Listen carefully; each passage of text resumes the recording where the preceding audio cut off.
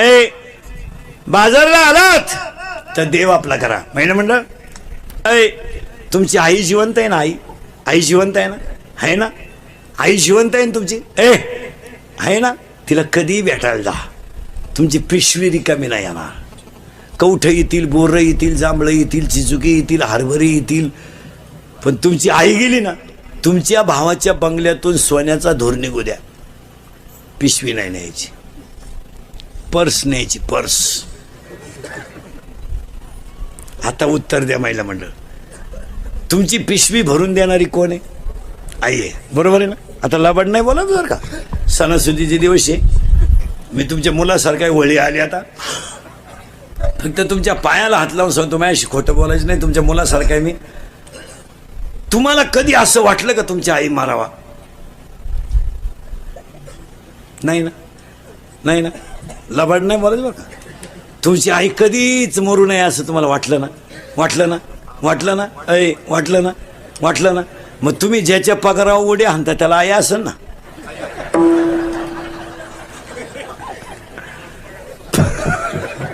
म्हणजे त्याची उलथावा तू जागावा. देव लय भारी आयडिया करतो, त्याची ठुतो.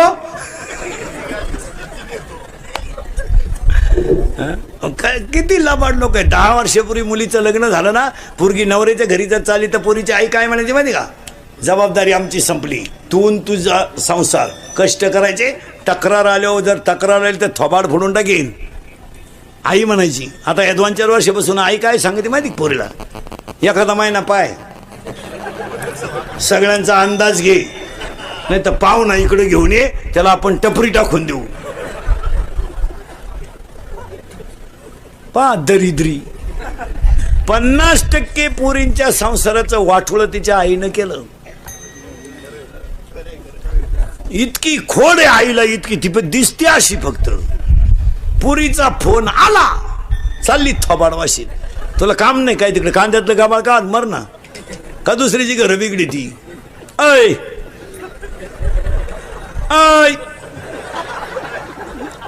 जर आजपासून पुरीच्या घरी डोकं लावलं, तू कशावरही लिहून ठेव, आज वर्षानच तुझं श्राद्ध येणार. कशावर लिहि,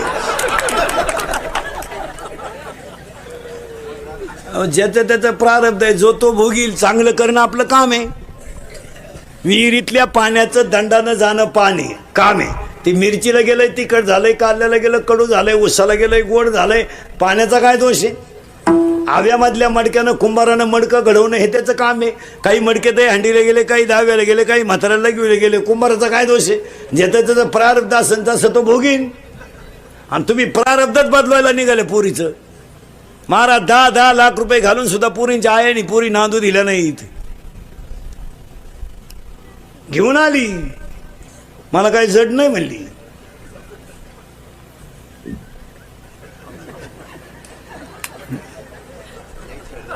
जड नाही तो ना, कळलं ना. तिने सुना आल्या, मग आली आमच्याकडं तुळशीवाली.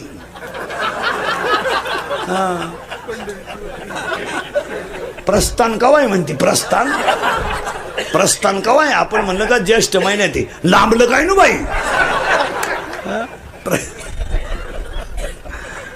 जम्बूक करी, ज्यानं बायकोच करेल नाही ना, बायको तो पोर आहे ना महाराज, कोणाला बोलून देत नाही. बायको करू दे, अशी नीट करून टाकीन बायको, आपल्या पुढं नीट करीन. गपचीप बस, असंच म्हणायचा तो बाप भाऊ. तो तर सासरवाडीला कांदे वाट्यानं करायला गेला भाऊ. ती इकडं झिरवती का?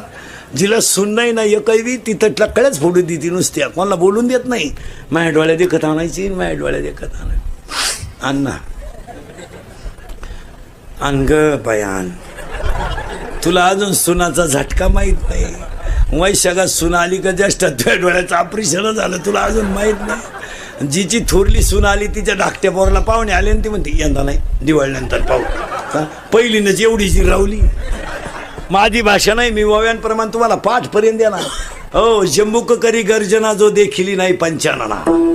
कोल्याची कुई फक्त वाघ दिसेपर्यंत सिंह दिसेपर्यंतच चालती. काही लय दिवस चालत का? हाताने इज्जत घालायची. संसार एवढा नेट लावून कायला करायचा? काय मागशाला घे नाही. आता हे मी 3 करतो रोज.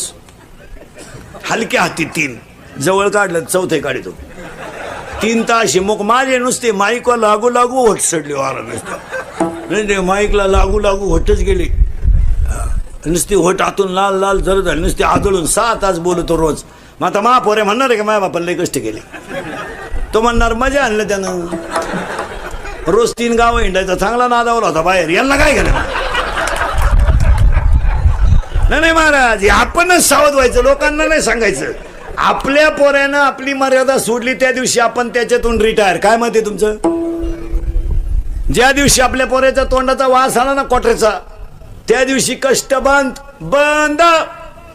का करायचे. भजन नाही करायचं दिंडीला पंगत नाही घालायची या नालायकांसाठी बांध कुरकुरू जमीन वाढायच्या नाकडे टाकू टाकू मोटरी चालवायच्या चिंगड्या खाली घालू घालू गोण्या टाचायचं आपण पाणी मारून दूध विकायचं नाही या नालायकांनी पाणी टाकून प्यायची. कायला कमवायची. काय कामवायचं काम राहिलं शिल्लक. भारीत भारी टीव्ही घ्यायचा बायकोला भारीत भारी गजरा घ्यायचा 1.5 किलोमीटर वास गेला पाहिजे असा बायको डोक्याचा नसता.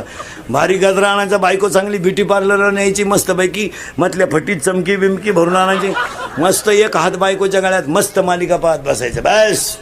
पोऱ्या म्हणणार असं का केलं भाऊ मी पेरलं एक उतारलं दुसरं आता मला मशागतही करायची नाही वावरच खाट ठेवायचंय तुला काय करायचं.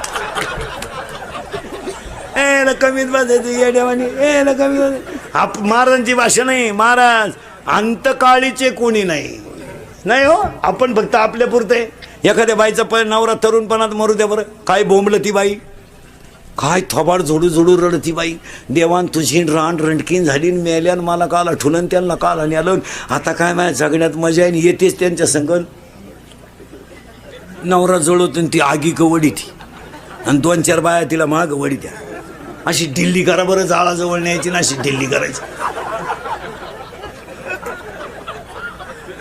चिंगाट गरगाठील ती कोण मारत तर कोणच्यासाठी मारा झाकली अय फक्त म्हणायला कोण का एखाद्याची बायको तरुणपणात मरू द्या म्हणजे मरू नये मरू द्या त्याला 2 पोर असावं गोजीरवाणी आणि 2-4 दिवस व्हा बायको मरून आठवडाभर आणि आपण त्याला भेटायला जावा. ते असं दारात बसलं राहतं. पोरं खेळा त्या अंगणात आपण त्याच्याजवळ जायचं आणि त्याला म्हणायचं काय चालय काय चालय. तो म्हणतो काय चालायचं वाटोळ झालं परपंचाचं. जगण्यात मजा नाही राहिली. देवानं माल न्यायला लागत होत तिला नव्हतं न्यायला लागत. बिगर बायकोचं जगण्यात मजा नाही. कसा आठवडा काढला माझं मला माहिती. त्याला विचारायचं बायको बिकू करता का. छे छे छे छे मला काय करायचं बायको करून पण यांनी कोणाला आई म्हणा.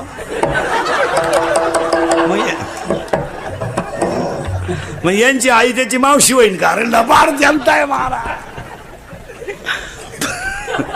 लबाड लोक आहे हो. फॉर्म भरायला अख्खं गाव प्रचाराला अख्खं गाव उमेदवार पडला एकटाच घरी आला कार्यकर्तेच गायब.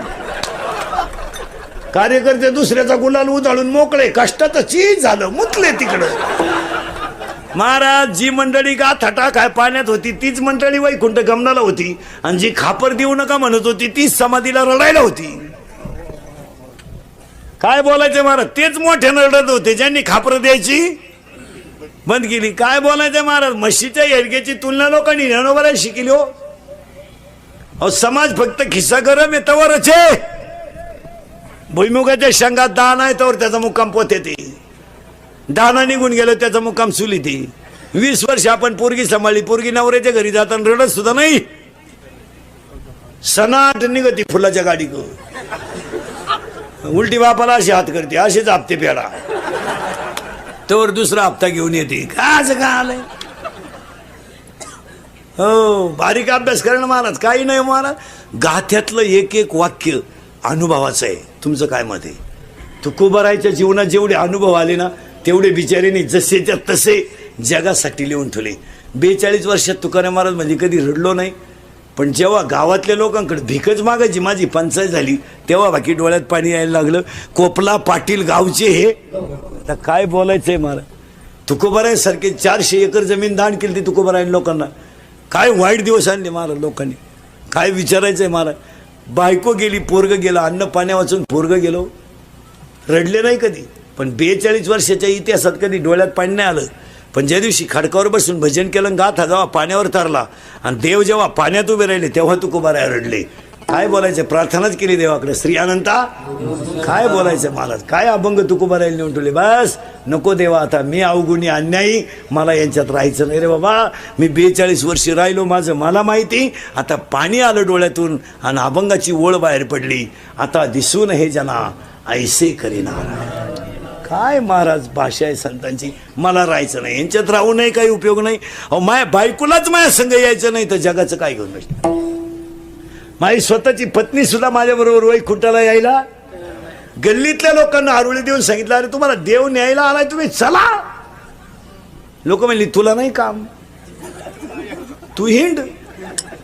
काय बोलायचंय मला. पण शेवटी एक ध्यानात ठेवा, जोपर्यंत चंद्र सूर्य आहे तोपर्यंत माणसाला गाथा तारणार एवढं निश्चित. गाथ्यातला एक शब्द पाठ करा फक्त, काहीच नका करू. एक एक शब्द पाठ करा. करण्यासाठी कमावता तुम्ही, काय नाही फायदा महाराज, काही नाही. शरपंजरी भीष्म पडला, कोणी सोडवला नाही महाराज. दशरथ पुत्र शोकाने मेला, त्याचा पोऱ्यात देव होता, कोणी सोडवला नाही. पण बायको पळवणारा देवासमोर मेला, ह्याच्यापेक्षा काय कौतुक असावं महाराज. देवाची बायको पळवणारा रावण पण देवासमोर मेला, आणि देवाचा बाप बिन पाण्याचा पुत्र शोकाने मेला. काय तर रावणाचा अभ्यास आहे, पोथ्या वाचणार आणि उरफाटा केला महाराज.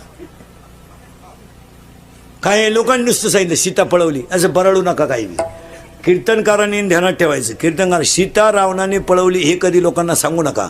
पण रावणानं आईसाठी आत्मलिंग आणलं हे कोणाला सांगितल्याशिवाय रावणानं 3-3 वेळा सांगा. रावणानं आईसारखा विद्वान माणूस होता तो, जगातला पहिला भक्त आहे. शंकर